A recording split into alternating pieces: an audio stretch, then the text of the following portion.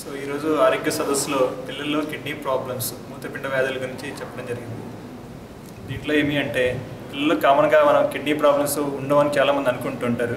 కానీ ఆ awareness create చేయాలి పబ్లిక్లో అన్న దానికోసం ఆరోగ్య సదస్సు డాక్టర్ మారు గారి ఆధ్వర్యంలో చేయటం జరిగింది. దీంట్లో పిల్లల్లో ఏం ప్రాబ్లమ్స్ వస్తాయి అని చూడటం జరిగింది అన్నమాట.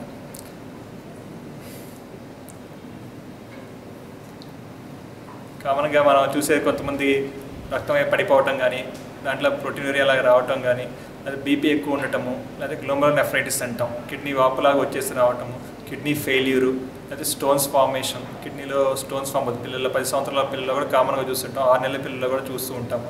అయితే పుట్టుకతో ఉండే కిడ్నీ ప్రాబ్లమ్స్, కిడ్నీ వాపులాగా రావటం కానీ, కిడ్నీలో నీటి బుడలా ఫామ్ అవటం కానీ, ఇవన్నీ ప్రాబ్లమ్స్ గురించి చెప్పడం జరిగింది. ఆ కారణాలు ఏంటి, ప్లస్ మోస్ట్ కామన్గా ఇప్పుడు చూస్తున్న ప్రాబ్లం ఏంటంటే బెడ్ వెట్టింగ్ అండ్ ఇన్కాంటినెన్స్ అంటాం అనమాట. ఎక్కువ పక్క తరిపే అలవాటు, తెలియకుండా యూరిన్కి వెళ్ళిపోవడం స్కూల్ గోయింగ్ చిల్డ్రన్లో, ఇది కూడా కామన్ ప్రాబ్లం. అది ఎలా వస్తుంది, దానికి కారణం ఏంటి, ఎందుకు మనం తీసుకోవాల్సిన నివారణ పనులు ఏంటి, ఎక్కువగా వాటర్ తాగాలి, ప్లస్ సాల్ట్ తక్కువగా తినాలి, మెయిన్ ఈ ప్రాసెస్డ్ ఫుడ్స్ కానీ ఫాస్ట్ ఫుడ్స్ కానీ అవి ఎలా అవాయిడ్ చేయాలి, ప్లస్ మంచి డైట్ ఎలా తీసుకోవాలి, మన యాక్టివిటీ ఎలా పెంచాలి, లైఫ్ స్టైల్ మోడిఫికేషన్ అంటాం, వీటన్నిటి గురించి కూడా డిస్కస్ చేయడం జరిగింది. ఇంకా కిడ్నీ ఫెయిల్యూర్ వస్తే పిల్లలకి ఎలాంటి ట్రీట్మెంట్ ఉంది, అంటే ట్రాన్స్ప్లాంటేషన్ ఎలా ఉంది, డయాలసిస్లో టైప్స్ ఏంటి, పిల్లలకి ఏమి చేయొచ్చు, అది ఎలా చేయాలి, అది కూడా డిస్కస్ చేయడం జరిగింది.